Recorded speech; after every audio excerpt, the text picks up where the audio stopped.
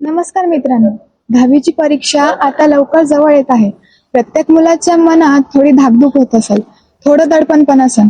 याच दडपणाचं रूपांतर आत्मविश्वासात करण्यासाठी आज आपल्या सोबत आलेले आहे महाडिक सर. सर, तुमचं खूप खूप स्वागत. धन्यवाद. Professor Laxman Mahadik sir. मित्रांनो, महाडिक सरांना विद्यार्थ्यांचा मित्र म्हणूनही ओळखले जाते. सरांना महाराष्ट्र राज्य शासन 2016-17 पुरस्कार भेटला आहे. सरांनी गेल्या अनेक वर्षांपासून हजारो विद्यार्थ्यांना बोर्डाच्या परीक्षेसाठी घडवले आहे. अभ्यासाची प्लॅनिंग आणि टाइम मॅनेजमेंट यात सरांचा मोठा अनुभव आहे. परीक्षेला आता खूप परीक्षेच्या शेवटच्या दिवसात नक्की काय करावे यावर सर आपल्याला आज गुरुमंत्र देणार आहे. सर, माझा पहिला प्रश्न असा आहे की सर, परीक्षेला आता खूप कमी वेळ उरला आहे. अशा वेळी काही विद्यार्थ्यांचा अजूनही काही विषयांचा अभ्यास झालेला नाही. अशा वेळी राहिलेल्या अभ्यासाची सांगड कशी घालावी? तर सर्वात प्रथम मी विद्यार्थ्यांना शुभेच्छा देईल. परीक्षेचा कालखंड आता मला वाटतं 1 महिना तुमच्यासाठी बाकी आहे. साधारणतः 30 दिवसाचं किती वेळ अजून बाकी? 30 दिवस आहे. तर आता मला 30 दिवसामध्ये माझ्या सगळ्या विषयांचा अभ्यास करायचा आहे. ही विद्यार्थ्याची मनाची धारणा झाली पाहिजे. एक सगळ्यात पहिली परीक्षा ही काही पहिल्यांदा येते असं नाही. अनेक परीक्षा आपण देत आलो आहेत. जीवनामध्ये अनेक परीक्षा आहेत. अभ्यासक्रमात शालेय याच्या अभ्यासक्रमाच्या परीक्षा आहेतच आहेत. त्या परीक्षेचं कुठलंही ताण तणाव टेन्शन न घेता त्याला आनंदाने सामोरे गेलं पाहिजे. म्हणजे मनाची पहिली तयारी की मला परीक्षेला बसायचं आहे ही केली पाहिजे. दुसरी गोष्ट की मला हा महिन्याचा कालखंड आहे. माझे हे सगळे विषय आहेत. त्या विषयांचा जो विषय कठीण जातो, त्या विषयातले काही टॉपिक कठीण आहेत, त्याचा आत्ता त्यांनी काय करावं, सुरुवातीच्या अभ्यास करावा. आणि जो सोपा विषय तो शेवटच्या आठवड्यात शेवटच्या टप्प्यात घ्यावा. म्हणजे 30 दिवसाचं नियोजन करताना कठीण विषय, त्यातले काही कठीण टॉपिक ते विषय आधी घ्यावेत. त्या क्रमाने उतरत्या क्रमाने म्हणेल मी, सगळ्यात सोपा सगळ्यात शेवटी घ्यावा. या पद्धतीने जर त्यांनी नियोजन केलं तर परीक्षेला सहजपणे तो सामोरे जाऊ शकतो. सर, माझा प्रश्न असा आहे की दिवसाचे 24 तास तर सर्वांकडेच असतात, पण त्या 24 तासामध्ये टाइम टेबल कसा बनवायचा आणि अभ्यास कसा करायचा? फार सोपी गोष्ट आहे. समजा एक विषय घ्या, कुठला एक विषय घ्या. समजा भाषा विषय घेतला, मला माझ्या माहितीनुसार 8-9 प्रश्न असतील. हो. 3 तासाचा वेळ असेल आणि 80 गुणांचे उत्तरपत्रिका लिहायची. याचं गुणोत्तर काढा. 3 तासाचे किती मिनिट होतात? 180 मिनिट. 180 मिनिट भागिले 80 गुण, जे उत्तर येईल तो तुम्हाला काय मिळेल? टायमिंग मिळेल. इतक्या टायमिंग मध्ये मला इतक्याच गुणांचं लिहायचं आहे. समजा अशी कल्पना करायची, 10 मिनिटं आली आणि 5 मार्क आले. 10 मिनिटांमध्येच मला हे 5 मार्क मिळवायचे. मी माझे 7च मिनिटांमध्ये या प्रश्नाचं उत्तर कसं लिहिल आणि एखादा 1.5 मिनिट मला पुन्हा शेवटी ओव्हरलुकिंग साठी 3 तासानंतर मला माझ्याकडे 10 मिनिटाचा वेळ शिल्लक राहिला पाहिजे. मला काही राहिलं असेल तर मागची उत्तरपत्रिका चेक करून फायनल उत्तरपत्रिका पर्यवेक्षकाच्या हातात देण्यासाठी अशा पद्धतीचे नियोजन प्रत्येक विषयाचे हे करा. त्याचे मिळाले त्याला असणारे गुण, त्याला असलेला वेळ भागाकार करा. म्हणजे तुम्हाला काय मिळेल? टाइम मिळेल. एका प्रश्नाला किती वेळ मिळेल? समजा तुम्हाला 10 मिनिट वेळ मिळाला भाषेच्या पेपरला, पहिला प्रश्न तुमचा निबंधाचा कल्पना करतो मी. मला 10 मिनिटांमध्ये, मला 8 मिनिटांमध्ये द्यायचे. मला 1.5 मिनिटांमध्ये निबंधाची 4 ओळीची प्रस्तावना लिहायची, नंतर मधले मुद्दे मला लिहायचे आणि पुन्हा 2-2.5 ओळीची मला समारोप करायचा आहे. जसं तुम्ही माझं स्वागत केलं, सत्कार केला आणि जाताना माझे आभार मानला, तसं प्रत्येक प्रश्नाचे दीर्घोत्तरी प्रश्न असेल कुठल्याही विषयाचा 1.5 ते 2 ओळीमध्ये त्याची प्रस्तावना आली पाहिजे, मध्ये आशय असेल, उत्तर आलं पाहिजे आणि शेवटी या पद्धतीने या झाडांची लक्षणं सांगण्यात येतात. अशा पद्धतीने समारोप झालं. अशा पद्धतीने उत्तर लिहा, चांगला हस्ताक्षर काढा, चांगले गुण मिळतील. वाचलेलं लक्षात राहत नाही किंवा उत्तर विसरायला होतात, यासाठी रिव्हिजन करण्याची योग्य पद्धत कोणती? फार सोपीशी गोष्ट आहे. पहिल्यांदा स्वतःची कमिटमेंट करा, स्वतःशी बोलायला शिका, स्वतःला सांगायला शिका. आपण इतरांशी खूप बोलतो, स्वतःशी बोलत नाही. हे बघ, तुझी परीक्षा आहे, आता 1 महिना राहिला आहे, तुला अभ्यास करायचा आहे. टीव्ही, दूरदर्शन हे जे सगळे तुमचे मीडिया आहेत याच्यापासून दूर राहायचे. हा आदेश स्वतःला द्या. अभ्यासाला बसा. जे स्मरणात राहत नाही त्यात 2 वेळा 4 वेळा काय करा, वाचन करा, रिपीट करा. हा एक भाग झाला. गणित असेल, भूमिती असेल, विज्ञान असेल, विज्ञानाची संज्ञा असेल, गणिताची सूत्र असतील, भूमितीचे प्रमेय असेल, भिंतीला लावून ठेवा घरामध्ये. चालता चालता, बोलता बोलता कंटाळा आला, उभं राहा, फिरत राहा, मस्तपैकी वाचत राहा. a² + 2ab + b². म्हणजे माझं म्हणण्याचा अर्थ की तुम्ही ज्या रूम मध्ये झोपतात ना, वर सुद्धा तुम्हाला लावता येईल अशा पद्धतीने लावा. म्हणजे तुम्ही चालता, बोलता, येता, जाता. माणूस काय करतो, आपल्याला ज्ञानेंद्रिय दिलेले, डोळे दिलेले, वर दिलेले, आपण सगळं बघू शकतो. डोळ्यांनी एखादा फोटो जसा कॅप्चर होतो तसं मनाने सुद्धा तो काय होतो, फिक्स होतो कुठेतरी. जेव्हा तुम्ही परीक्षा हॉलमध्ये बसतात आणि a² + b² त्याचे तुम्हाला हे करता येत नाही, तर तुमची भिंत आठवते. अरे हा, तिथे ते लाल सहित आपण a² + 2ab + b² लिहिलेले पटकन आठवतं. अशा पद्धतीने अभ्यास करा. आणि काही गोष्टी आठवत नसेल तर मित्रमैत्रिणीची चर्चा करा. चर्चेतून जास्त ध्यानात राहतं. आणि आकृत्या असतील, हाताखालून काढा. 4 वेळा लिहा तुम्ही. कारण हाताखालून लिहितो म्हणजे त्यावेळेला डोळ्याने पाहतो, मनाने विचार करतो आणि पुन्हा त्याचा फोटोग्राफ्स निघतो लिहिताना. आपल्याला आपलं वही आठवते, आपला समाज आठवतो. म्हणजे या अभ्यासाच्या पद्धती, चांगल्या स्मरणात राहण्याच्या पद्धती. सर, जास्त गुण मिळण्यासाठी पेपर कसा लिहायला पाहिजे? फार सोपीशी गोष्ट सांगतो. मी आधी सांगितलं, जास्त गुण हवे तुम्हाला. 100 पैकी 100 गुण कधी मिळतील? प्रॅक्टिस केली. 100 गुणांचं उत्तर पत्रिका सोडली तर. तुम्ही 98 गुणांचं लिहिलं आणि 100ची अपेक्षा करायला गेले का? नाही. आता 100 गुणांचं लिहून 100 म्हणजे हे लिहून सुद्धा तुम्हाला 100 गुण मिळतील याची शाश्वती नसते. 7-8% कमी होऊ शकतात. पण मग चांगला पेपर लिहिताना पहिल्यांदा मी आधी सांगितलं तुम्हाला, प्रश्नाचं उत्तर लिहिताना 1.5-2 ओळीची प्रस्तावना झालीच पाहिजे. कारण मला बोर्डाचे पेपर तपासाचे अनुभव आहे. आम्ही पहिल्यांदा काय लिहितो, समजा एक उदाहरण देतो मी तुम्हाला, की पहिल्या महायुद्धाची कारणं सांगा. तर प्रश्न समजून वाचा.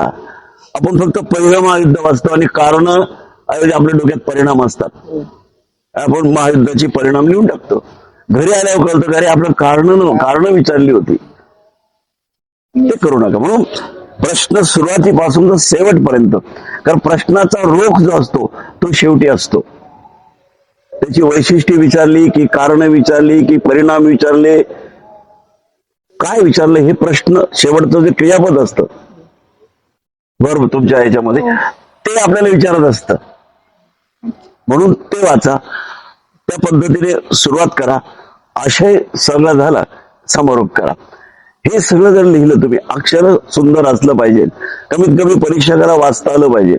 एक, आता त्याचे जे महत्वाचे मुद्दे असतील, महत्वाचे लक्षण असतील, वैशिष्ट्य असेल, लिहून झालं की पेन्सिलने किंवा एका हातात पेन्सिल ठेवा शेजारी, पेन्सिलने खून करा. महत्वाचा, कारण आम्ही सगळं वाचत बसत नाही. आम्हाला विचारलं की अमिबाची लक्षणं सांगा, जे आहे लक्षणं, त्या लक्षणांखाली तुम्ही काय करा, पेन्सिलने खून करा. पेन्सिलनेच करा. पेन वगैरे रंगीत शाई इंक वगैरे वापरू नका, फक्त पेन्सिलने करा. परीक्षक ते तपासतो आणि पुढे जातो.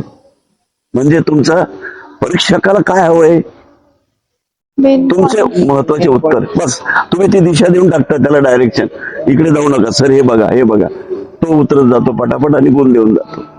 तर चांगले गुण मिळतात. भीतीमुळे पोटात गोळा येतो किंवा हात थरथर होते, अशा वेळी मनावर ताबा कसा ठेवायचा? फार सोपी गोष्ट आहे. पहिली गोष्ट, मी स्वतःशी कमिटमेंट करा की मी परीक्षार्थी आहे, मी विद्यार्थी आहे, मला ही परीक्षा द्यायची, मी पहिल्यांदाच परीक्षेला जात नाही. ही भीती तुम्ही स्वतःच मनातून दूर करू शकता, पहिली गोष्ट. दुसरी गोष्ट, तुम्ही या परीक्षेला यशस्वीपणे सामोरे जाणार आहेत,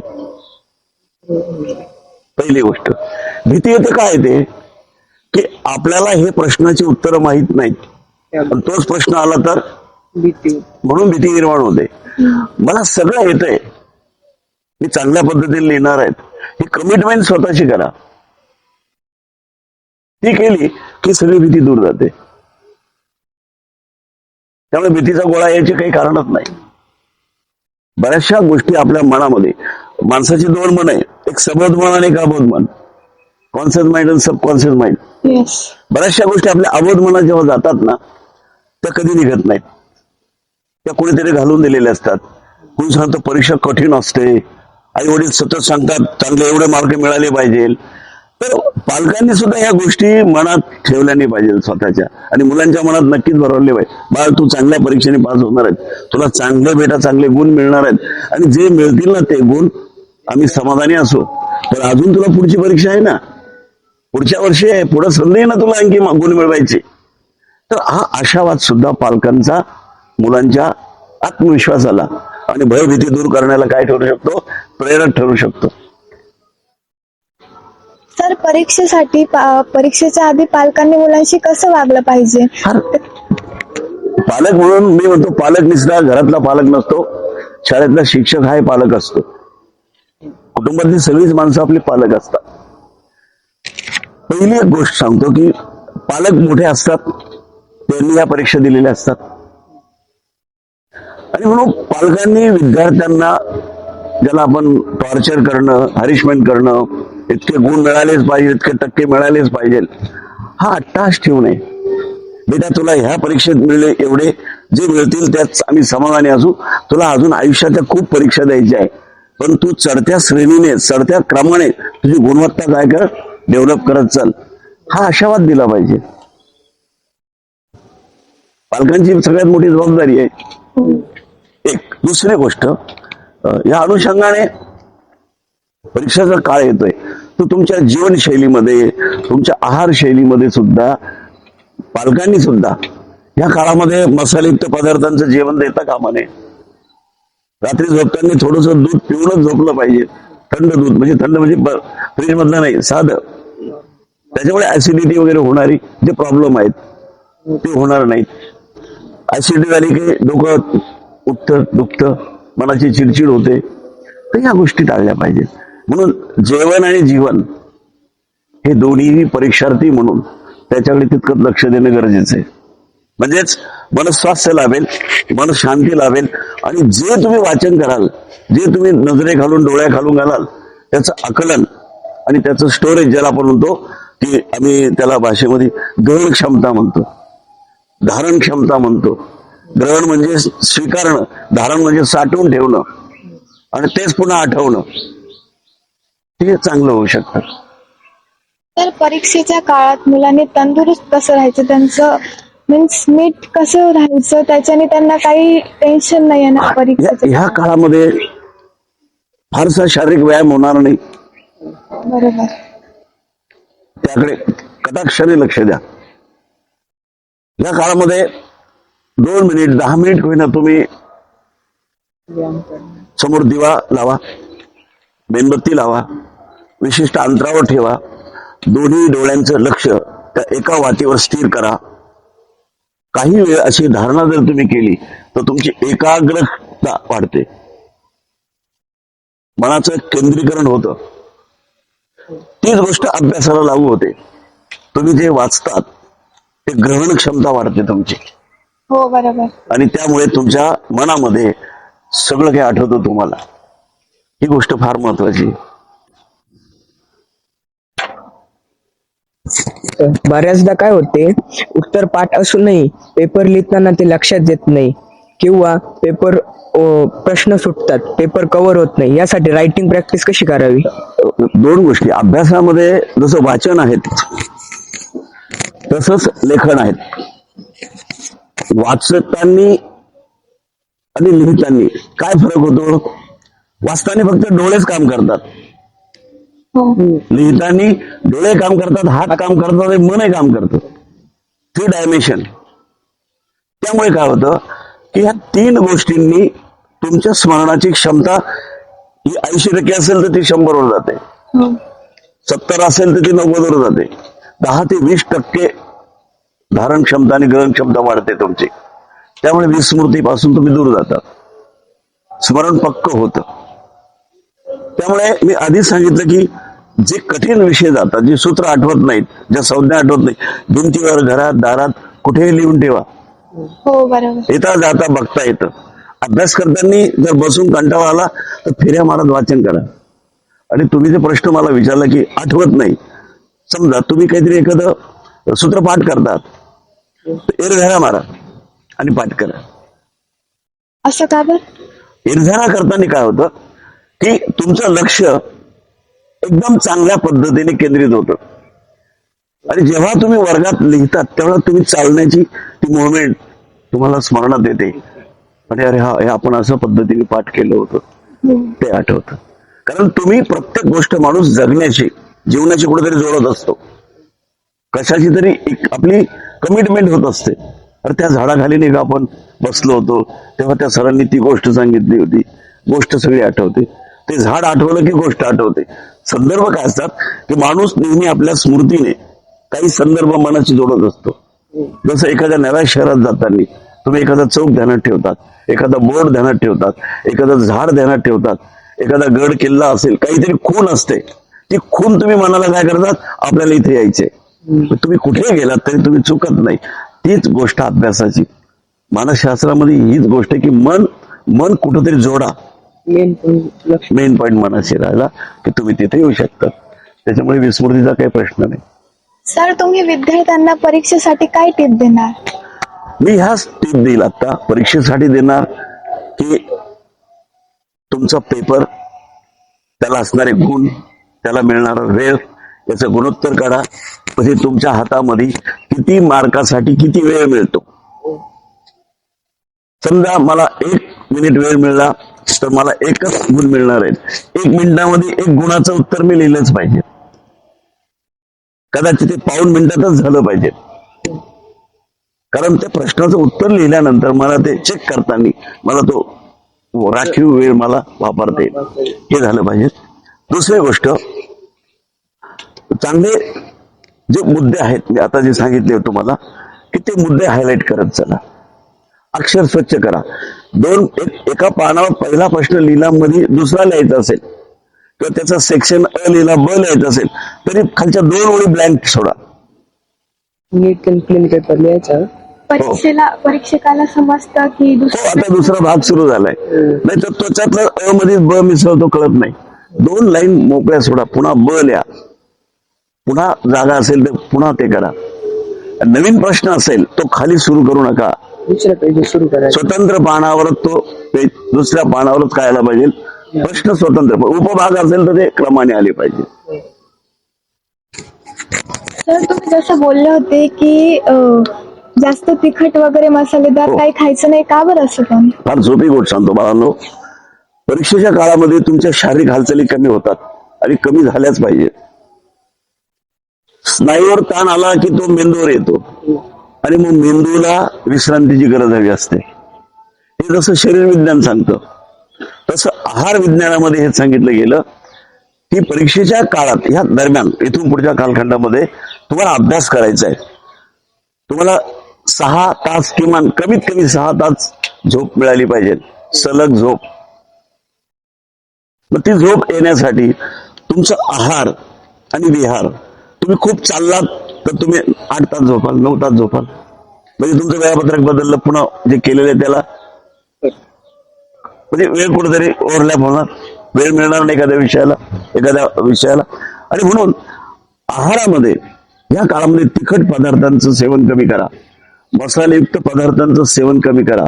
जे पचनाला, डायजेस्ट सिस्टीमसाठी जे कठीण जातात, उदाहरणार्थ बटाटा असेल, उदाहरणार्थ मांसाहारी असेल तर मांस असेल, तर ह्या गोष्टी ह्या काळामध्ये वर्ज्य केल्या पाहिजे.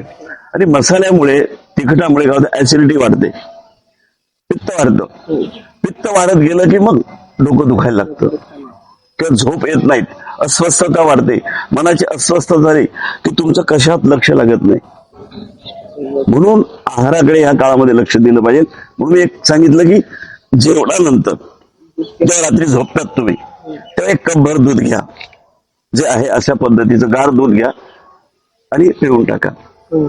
त्याच्यामुळे काय होईल की जरी थोडीशी ऍसिडिटी झाली असेल निघून जाईल. ती ऍसिडिटी शांत होते आणि तुम्हाला रिलॅक्स म्हणजे तत्काळ झोप लागते, शांत झोप लागते. सर मग नेमकी खायला काय पाहिजे? या काळामध्ये खायचा जर प्रश्न आला, मी फार सोपं सांगेल की या काळामध्ये रात्रीच्या जेवणामध्ये शक्यतो सॅलड खा. नसेल तर ज्याला आपण मुगाची डाळ असेल, मुगाची डाळ टाकून थोडीशी खिचडी करा. त्याच्यात हिरव्या चटण्या टाकू नका, मसाला टाकू नका. इतके साधे पदार्थ किंवा ज्याला आपण काय म्हणतो लिक्विड याच्यामध्ये येतात फॉर्म मध्ये, ते असतात जे सूप सारखे, ते पदार्थ बनवा. डाळीचं सूप बनवा, नागलीचं बनवा. उलट ते एनर्जी बी आहे आणि पचनाला एक सूप आहे. संध्याकाळची हो अशा पद्धतीने करा. सर जे पेपर चेक करतात ते टफ करतात की इझी वेनी करतात? फार सोपीशी गोष्ट की पेपर तपासणं म्हणजे काय आहे, प्रश्न काय आणि प्रश्नाची उत्तर काय. आता एखादा प्रश्न आला विज्ञानामध्ये, मलेरियाची लक्षणं सांगा.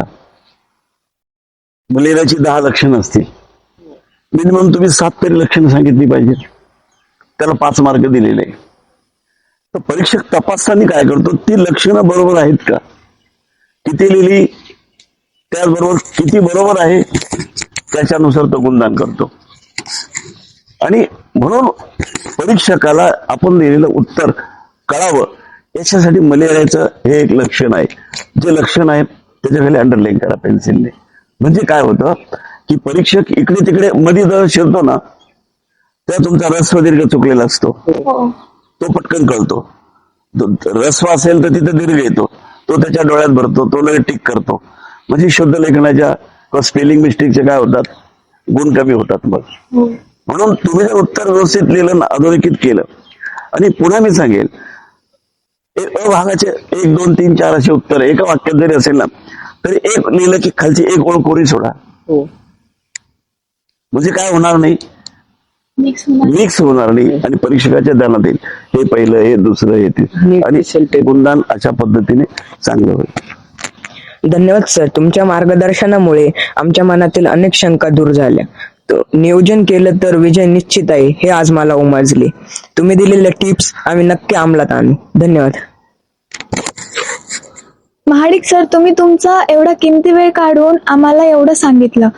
तर आम्ही सर्व विद्यार्थ्यांकडून तुमचं ऋणी आहोत. माझ्या मते माझ्याकडून सर्व मित्र आणि मैत्रिणींना येणाऱ्या पुढच्या परीक्षेसाठी खूप खूप शुभेच्छा. धन्यवाद. चालेल.